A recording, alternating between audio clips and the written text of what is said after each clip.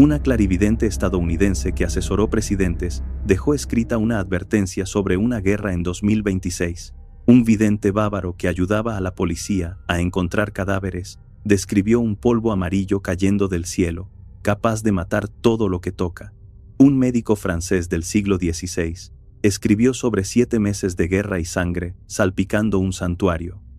Una mística ciega de los Balcanes llamó a este año el comienzo del fin. Un antiguo manuscrito chino del siglo VII sitúa en el año del caballo un momento en que el mundo se inclina hacia el centro. Y un usuario anónimo de un foro japonés, que afirmó venir del año 2062, dejó un solo consejo antes de desaparecer: escapen a las montañas. 6 voces separadas por siglos, continentes y culturas, ninguna se conoció entre sí. Y sin embargo, todas señalan el mismo punto en el tiempo: coincidencia, sesgo humano, o algo que todavía no sabemos nombrar. Pulsa me gusta, porque lo que viene a continuación va a cambiar la forma en que miras este año. Vivimos una época extraña. Los titulares se acumulan como fichas de dominó. Guerras que no terminan. Tensiones entre potencias que escalan cada semana. Una inteligencia artificial que avanza más rápido que nuestra capacidad de comprenderla. Un clima que parece haberse salido de sus cauces. Y en medio de todo eso, un dato astronómico real, verificable, que añade una capa inquietante al panorama. El 12 de agosto de 2026, un eclipse solar total cruzará Europa, el primero en el continente en casi 3 décadas. La franja de totalidad atravesará Groenlandia, Islandia y el norte de España, oscureciendo ciudades enteras durante casi 2 minutos. Será el primer eclipse total visible desde la península ibérica en más de un siglo. Ahora bien, los eclipses en sí mismos son fenómenos astronómicos perfectamente explicables, pero a lo largo de la historia humana, el oscurecimiento del Sol ha sido interpretado como presagio, y cuando ese oscurecimiento coincide con un año al que apuntan, de manera independiente, al menos 6 tradiciones proféticas distintas, uno no puede evitar detenerse, porque aquí no hablamos de una sola profecía, hablamos de un patrón. Voces que no se conocieron, que escribieron en lenguas distintas, en épocas separadas a veces por más de 1000 años, y que de alguna forma convergieron en el mismo punto: 2026. No es una fecha elegida al azar por los algoritmos de Internet. Es una fecha que aparece una y otra vez en textos que muchos prefirieron olvidar. Y lo más perturbador no es que estas profecías existan. Lo más perturbador es lo que dicen cuando las pones juntas. Dejen por un momento el ruido del mundo moderno y las distracciones que llenan la mente cada día. Esta no es una historia más. Esta es una advertencia que fue anunciada hace tiempo. Este día nos alejaremos del presente inmediato para adentrarnos en profecías, señales y visiones que muchos ignoraron hasta que empezaron a cumplirse. Palabras antiguas que no hablaban del pasado, sino de este tiempo que estamos viviendo ahora. Si este tipo de contenido te interesa, te invito a suscribirte a Psicoprofecías Anunciadas y a dejar un me gusta. Este canal existe para quienes sienten que las coincidencias no existen y que algunas verdades solo se revelan cuando uno está dispuesto a mirar más allá.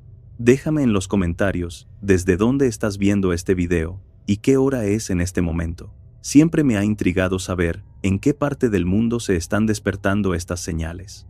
Ahora, ponte cómodo y escucha con atención. Continuemos descifrando las profecías que ya fueron anunciadas. Empecemos por Estados Unidos. A mediados del siglo XX, una mujer llamada Jean Dixon se convirtió en una de las figuras más controvertidas de su época. No era científica ni teóloga. Era, según sus propias palabras, una católica devota que recibía visiones. Y lo que la separó de otros supuestos psíquicos fue algo difícil de ignorar: un historial de aciertos que incomodaba tanto a creyentes como a escépticos. En 1956, la revista Parade publicó su predicción de que la elección presidencial de 1960 sería ganada por un demócrata y que ese presidente sería asesinado o moriría en funciones. 5 años después, John F. Kennedy fue asesinado en Dallas. Antes de eso, había advertido a la actriz Carole Lombard que no viajara en avión durante las siguientes 6 semanas. Lombard no hizo caso. Murió en un accidente aéreo 3 días después. Imagina por un momento tener esa clase de certeza sobre algo que aún no ha ocurrido y que nadie te crea. O peor, que te crean, pero prefieran no actuar. Tanto Richard Nixon como Nancy Reagan consultaron a Dixon. El propio Nixon la llamaba la adivina. No era un secreto. Era un hecho incómodo que Washington toleraba en silencio. Pero lo que pocos recuerdan es que Dixon no solo predijo eventos puntuales. En su autobiografía, publicada en 1969 bajo el título My Life and Prophecies, dirigió su mirada mucho más lejos. Escribió sobre un periodo de confrontación entre superpotencias que no se libraría con armas convencionales, sino con asedio económico, sabotaje digital y lo que ella llamó una guerra de credos. Describió un poder ascendente en el este, paciente, metódico, tejiendo influencia como quien teje seda sobre acero. No dio nombres, pero las descripciones eran lo suficientemente claras como para que, décadas después, los analistas las asociaran con el ascenso de China. Lo que resulta inquietante no es solo el contenido de esas visiones, sino el marco temporal. Dixon situó ese período de confrontación alrededor de mediados de la década de 2020. Y hay un detalle que se repite en los relatos de quienes la conocieron. En sus últimos años, se volvió reservada. Dejó de hacer predicciones públicas. Dijo a su círculo cercano que sus visiones habían cambiado, que ya no eran instantáneas de eventos aislados, sino secuencias, fichas de dominó cayendo una tras otra. El matemático John Allen Paulos acuñó lo que se conoce como el efecto Jean-Dixon, la tendencia humana a recordar los aciertos y olvidar los fallos. Y es cierto que Dixon tuvo fallos notables. Predijo que la Tercera Guerra Mundial estallaría en 1958. Predijo que Rusia pondría al primer hombre en la Luna. Se equivocó en ambas cosas. Pero esa misma honestidad intelectual nos obliga a preguntarnos, ¿por qué los fallos invalidan los aciertos, pero los aciertos no invalidan los fallos? ¿No deberíamos, al menos, prestar atención? Porque la advertencia sobre 2026 no fue una predicción de kiosco. Fue un patrón que se repite en su obra tardía, escrito no para el momento, sino para quienes estuvieran dispuestos a escuchar después. Hay un detalle que pocos mencionan. Dixon repetía una frase a su círculo más íntimo en sus últimos años. El principio viene del medio y el fin viene del espejo. Nadie supo exactamente qué quiso decir, pero piénsalo un momento. Si el principio viene del medio, ¿se refería a China, el reino del medio, como origen de una cadena de eventos? Y si el fin viene del espejo, ¿estaba diciendo que nuestra propia imagen, nuestras propias acciones, serían las que sellarían el desenlace? Cuando colocas esa frase junto a lo que estamos viviendo hoy, los conflictos comerciales, la carrera tecnológica, la fragmentación de alianzas que parecían inquebrantables, deja de sonar como un acertijo sin sentido. Empieza a sonar como un diagnóstico. Ahora retrocedamos 4 siglos, hasta el sur de Francia. Michel de Notre Dame, nacido en 1503 en Saint-Rémy-de-Provence, no era un mago, era médico. Se formó en una Europa devastada por la peste y desarrolló métodos innovadores basados en la higiene y los preparados herbales. Pero en 1555 publicó algo que lo trascendería para siempre: Les Prophéties, una colección de 942 cuartetas escritas en una mezcla de latín arcaico y francés medieval, envueltas en un lenguaje tan críptico que llevamos casi 5 siglos tratando de descifrarlas. A lo largo de la historia, sus versos han sido vinculados con el gran incendio de Londres, el ascenso de Napoleón, las bombas de Hiroshima y Nagasaki, e incluso la pandemia de 2020. Los escépticos argumentan, con razón, que la ambigüedad es su mayor herramienta. Versos lo suficientemente vagos como para adaptarse a cualquier época. Y es cierto, pero hay algo más sutil operando aquí, algo que merece atención. Cada año, ciertas cuartetas resurgen con fuerza. Y para 2026, hay 3 que han captado la atención de investigadores, historiadores y entusiastas por igual. La primera habla de 7 meses de gran guerra, gente muerta por el mal, y menciona las ciudades francesas de Rouen y Évreux. No hay una fecha explícita, pero el contexto, en un momento en que Europa enfrenta su mayor crisis de seguridad desde la Guerra Fría, con la guerra en Ucrania desgarrando el continente, le da a esos versos un peso que no tenían hace 10 años. La segunda cuarteta menciona que cuando Marte siga su camino entre las estrellas, la sangre salpicará el santuario. Marte, el dios romano de la guerra. Los analistas ven en ello un indicio de escalada bélica, posiblemente involucrando a Europa occidental y a potencias asiáticas. Y la tercera hace referencia al Tesino, el cantón suizo que limita con el norte de Italia, afirmando que la región será inundada de sangre. Los comentaristas lo interpretan como símbolo de un conflicto más amplio que podría extenderse por los corredores europeos que ya hoy sufren tensiones políticas y movilizaciones militares. Pero hay algo que los titulares sensacionalistas suelen omitir, y que es fundamental para entender a Nostradamus con honestidad. Los especialistas más prudentes señalan que los versículos no contienen fechas modernas. Su lenguaje está anclado en la Francia del siglo XVI. Las conexiones con la actualidad derivan de lecturas modernas que responden a nuestros propios temores, no necesariamente de predicciones literales. Nostradamus utilizó un lenguaje deliberadamente ambiguo, capaz de adaptarse a cualquier época, y sin embargo, el impacto emocional de sus palabras sigue funcionando como un imán para quienes buscan explicaciones frente al caos. Hay un verso menos citado que me resulta particularmente inquietante. Dice algo así: las sombras caerán, pero el hombre de la luz se alzará. Algunos lo interpretan como un mensaje de renovación colectiva, quizá apuntando a un nuevo líder o una visión del mundo redefinida. Otros ven en ello el fin de una era y el comienzo doloroso de otra. Nostradamus no nos deja certezas, nos deja preguntas. Y quizá eso sea lo más honesto que puede hacer alguien que intenta hablar del futuro. Pero hay un elemento que merece atención separada. En agosto de 2026, como ya mencionamos, un eclipse solar total cruzará Europa.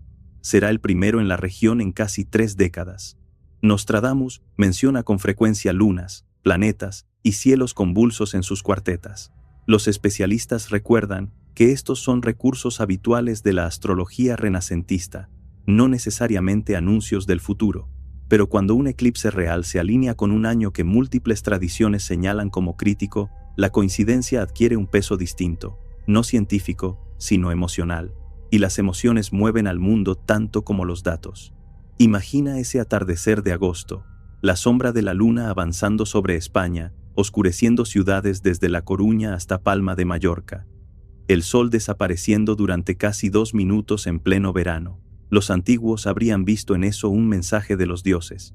Nosotros diremos que es mecánica orbital, pero en el silencio que produce un eclipse total, ese instante en que el día se convierte en noche y los pájaros dejan de cantar, algo primitivo se despierta dentro de todos nosotros.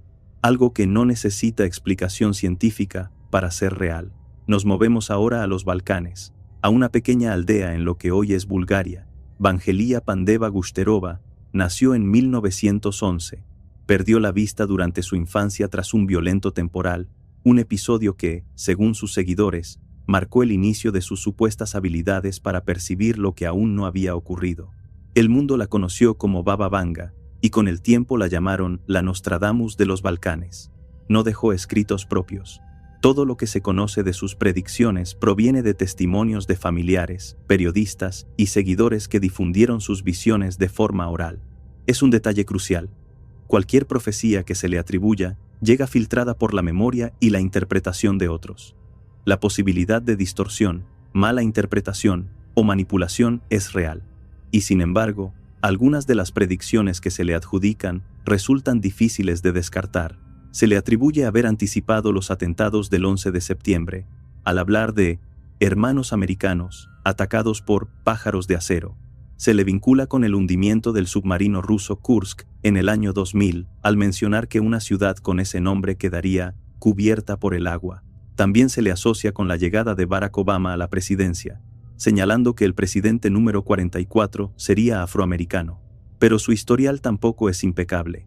Entre sus predicciones fallidas está la afirmación de que Obama sería el último presidente de Estados Unidos y que una tercera guerra mundial comenzaría en 2010. Eso no ocurrió. La honestidad exige que lo digamos.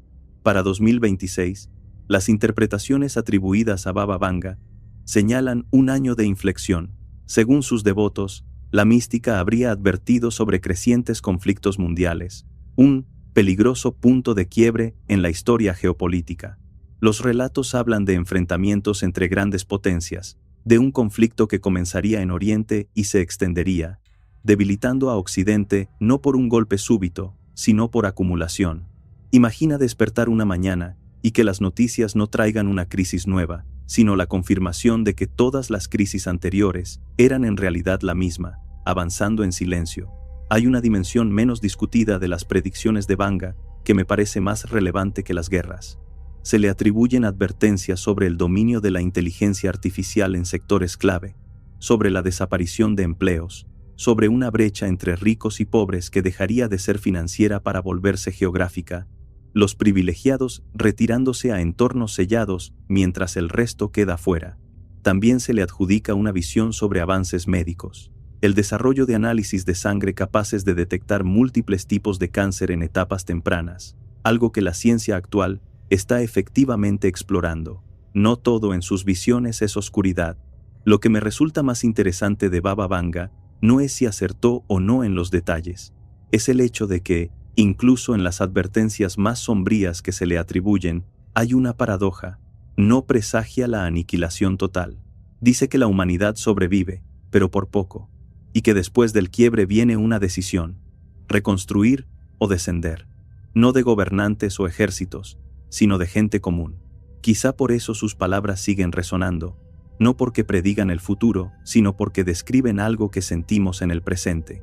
Y hay otro detalle atribuido a Vanga que merece reflexión. Habló de un período de silencio después del quiebre. No silencio por guerra o censura, sino porque la gente se negaría a escuchar. La división dejaría de ser solo política para volverse algo más profundo. Culturas olvidándose a sí mismas, personas dejando de conectar.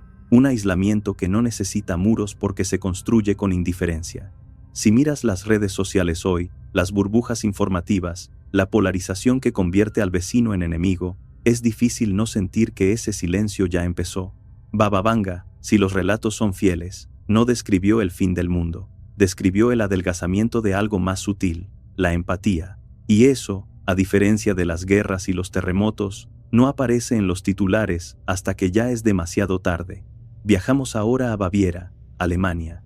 Alois Erlmeyer nació en 1894, fue hijo de granjero, soldado en la Primera Guerra Mundial, y en 1928 comenzó a trabajar como constructor de pozos.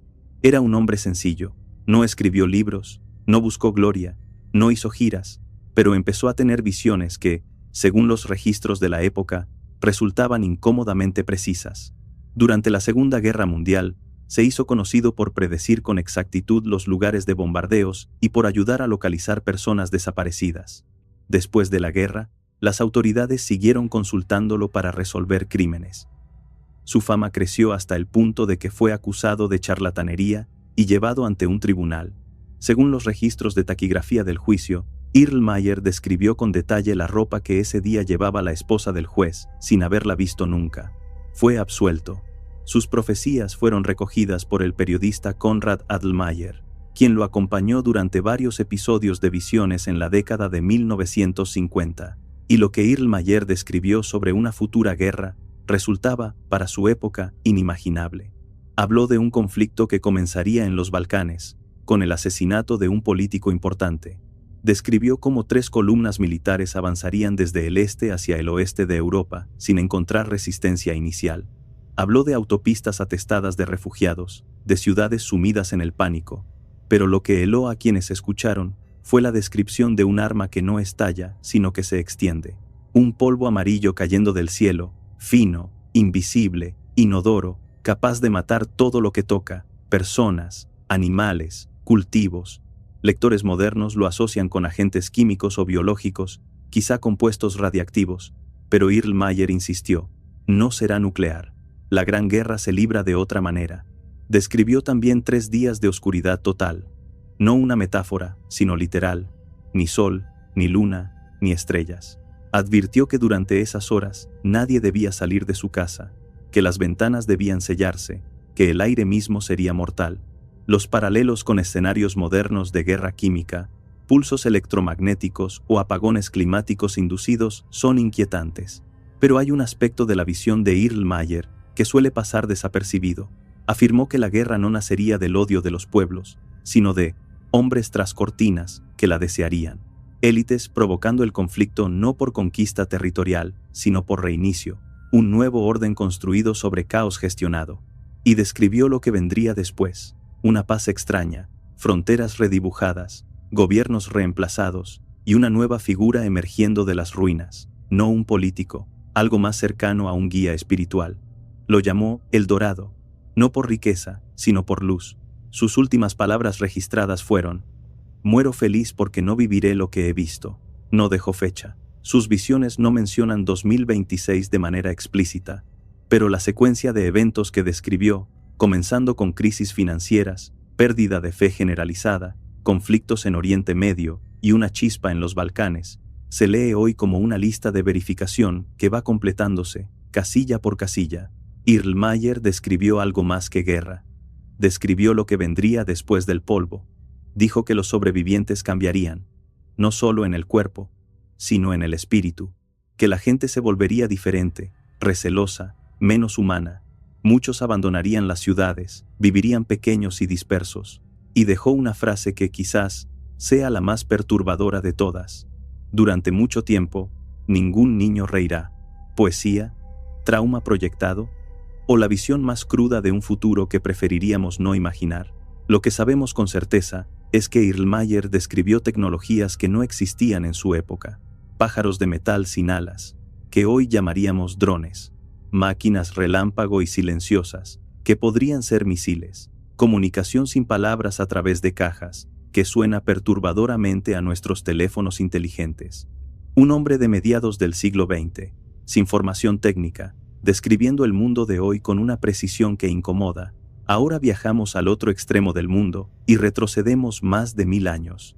Durante la dinastía Tang, en el siglo VII, dos hombres, el matemático y astrónomo Li Chunfeng y el astrólogo Yuan Tiangang, crearon un manuscrito extraordinario, el Tui Bei Tu, que significa boceto de uno empujando al otro desde atrás.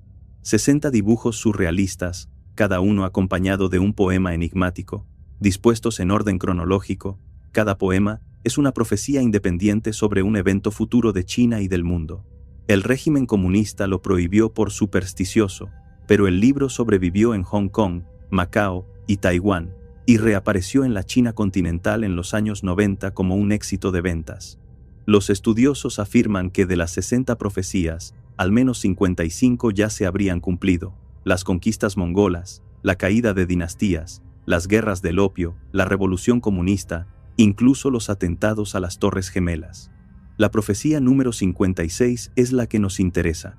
Habla de voladores que no son aves, que se interpreta como aviones; de nadadores que no son peces, que se asocia con submarinos; de una guerra que no depende de soldados, sino de tecnología; y de un humo que se extiende a millones de kilómetros, con forma de hongo. Ahora, en la astrología china, 2026 es un año del caballo de fuego. El caballo ha sido durante milenios un símbolo asociado con la guerra. Y hay versos dentro del Tui Bei Tu que hablan de un momento en que el mundo se inclina hacia el centro. ¿Qué es el centro?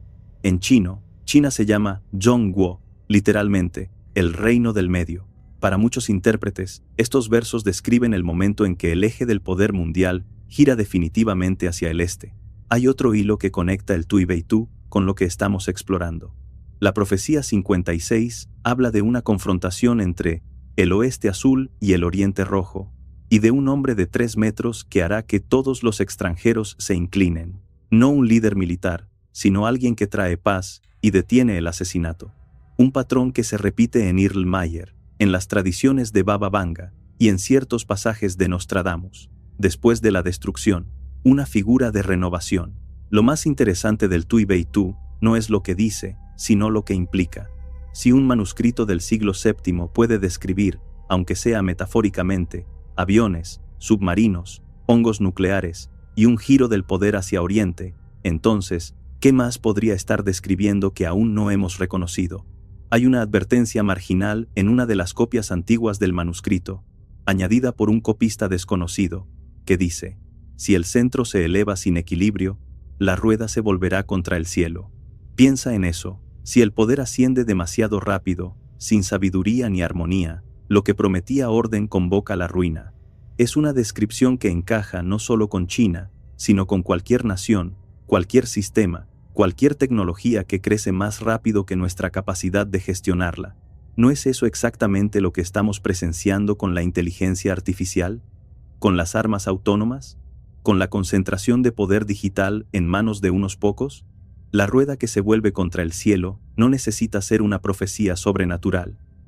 Puede ser simplemente una observación milenaria sobre lo que ocurre cuando la ambición supera a la prudencia. Finalmente, la advertencia más reciente, y quizás la más desconcertante, no proviene de un templo ni de una bola de cristal. Proviene de un foro anónimo de Internet. En noviembre de 2010, en el caótico foro japonés 2Channel, alguien publicó un mensaje con un título simple: "Soy del año 2062". Dijo que había viajado al pasado en una misión clasificada, no para salvar al mundo, sino para observar y recopilar datos sobre una cadena de desastres que empujó a la humanidad hacia un declive irreversible. La mayoría se burló. Otro loco en Internet. Pero dejó un consejo críptico: escapen a las montañas. 4 meses después, el 11 de marzo de 2011, un terremoto de magnitud 9 sacudió Japón, generando un tsunami devastador que arrasó pueblos enteros y provocó el desastre nuclear de Fukushima. De pronto, escapen a las montañas dejó de sonar absurdo. El usuario reapareció en julio de 2011, respondió preguntas de manera críptica y dijo que volvería en abril de 2016. En abril de 2016, un terremoto golpeó la prefectura de Kumamoto. Luego desapareció definitivamente, sin contrato editorial, sin podcast, sin monetizar su historia, exactamente como prometió. Según los registros archivados de sus publicaciones, describió un período entre 2026 y 2031, marcado por una guerra a escala global, no nuclear, sino química. Habló de venenos invisibles flotando en el aire, de ciudades convertidas en zonas silenciosas de muerte, y de un mundo posterior irreconocible. ¿Engaño elaborado? Posiblemente. ¿Coincidencia extraordinaria? Tal vez. Pero la pregunta persiste: si fue un engaño, ¿por qué desaparecer sin beneficio alguno? Y si no lo fue, ¿por qué volver al pasado a advertir a quienes probablemente no escucharían? Hemos recorrido 6 advertencias separadas por siglos y continentes. Y aquí es donde debemos detenernos y mirar hacia adentro. Porque la pregunta más importante no es si estas profecías son verdaderas. La pregunta es ¿por qué nos afectan? Existe un fenómeno psicológico bien documentado: el sesgo de confirmación. Tendemos a buscar información que confirme lo que ya tememos. Y en una época de incertidumbre, las profecías funcionan como espejos. Cada generación ve en ellas aquello que más le inquieta. Los estudiosos más prudentes lo dicen con claridad: las conexiones con la actualidad derivan de lecturas modernas que responden a nuestros interrogantes y temores, no necesariamente de predicciones reales. Y sin embargo, hay algo que el escepticismo puro no logra explicar. No es la precisión de los detalles lo que da peso a estas advertencias. Es la convergencia. Es el hecho de que tradiciones completamente independientes, un médico francés del Renacimiento, una ciega de los Balcanes, un posero bávaro, 2 astrólogos de la dinastía Tang, una psíquica de Washington y un anónimo de un foro japonés, señalen el mismo período, los mismos temas, las mismas imágenes: guerra, silencio, un giro del poder, cielos oscurecidos, y después, una decisión. Quizá las profecías no sean predicciones literales del futuro, quizá sean algo más sutil, registros de la ansiedad colectiva de la humanidad, patrones que se repiten porque los problemas que enfrentamos se repiten. Guerras, colapso de imperios, pandemias, crisis de sentido, todo eso ya ha ocurrido antes. Y las advertencias que dejaron quienes vivieron esos ciclos anteriores resuenan hoy porque estamos, quizás, en el mismo punto de la espiral. No hace falta creer en la clarividencia para tomarse en serio una advertencia. Basta con observar el tablero. Las tensiones entre Rusia, China, Estados Unidos y Europa no son profecías, son hechos. El cambio climático no es metáfora, es medible. La carrera de la inteligencia artificial no es ciencia ficción, está ocurriendo ahora. Las profecías, en el mejor de los casos, nos obligan a mirar lo que preferimos ignorar. 6 voces, 6 advertencias, un solo año. No podemos demostrar que Nostradamus vio 2026. No podemos verificar que Baba Vanga describió este tiempo exacto. No sabemos si Irla Mayer vislumbró un futuro real o proyectó el trauma de las guerras que vivió. No tenemos certeza sobre el manuscrito chino ni sobre el usuario anónimo de un foro japonés.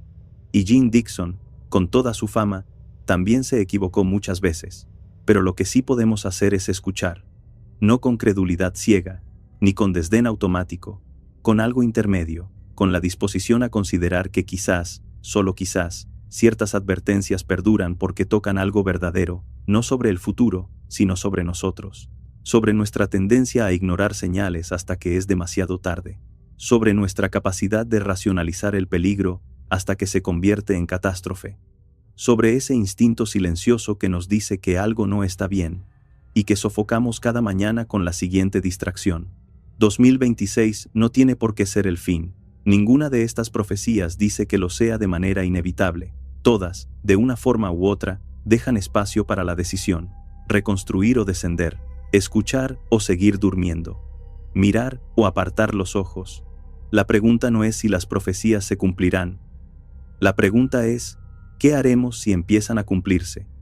Y la pregunta más urgente de todas, ¿qué haremos si ya lo están haciendo? Fue anunciado, pero no fue impuesto. Y tal vez esa sea la lección más profunda que estas 6 voces nos dejan. No nos dicen qué va a pasar, nos dicen qué podría pasar si seguimos sin escuchar. Las profecías, despojadas de su mística, son en el fondo un ejercicio de atención, una forma de decir: mira más allá de la comodidad de la hora, observa los patrones, no ignores lo que sientes solo porque no puedes probarlo. El verdadero peligro nunca ha sido que las profecías se cumplan. El verdadero peligro siempre ha sido que las ignoremos por completo, y que al hacerlo, ignoremos también las señales reales, medibles, documentadas, que nuestro propio tiempo nos está gritando. Dime en los comentarios, ¿cuál de estas 6 advertencias te inquietó más y por qué? ¿Ves un patrón real o crees que es nuestro miedo proyectándose sobre textos ambiguos? A veces las respuestas más valiosas no llegan desde el pasado, surgen de quienes se atreven a cuestionar el presente. Si este contenido resonó contigo, suscríbete a Psicoprofecías Anunciadas, porque el próximo enigma quizá ya esté grabado en las estrellas o escondido en el polvo de una página que nadie quiso leer. Y recuerda, lo que fue anunciado no fue impuesto. Siempre queda espacio para la decisión. Siempre queda tiempo para despertar.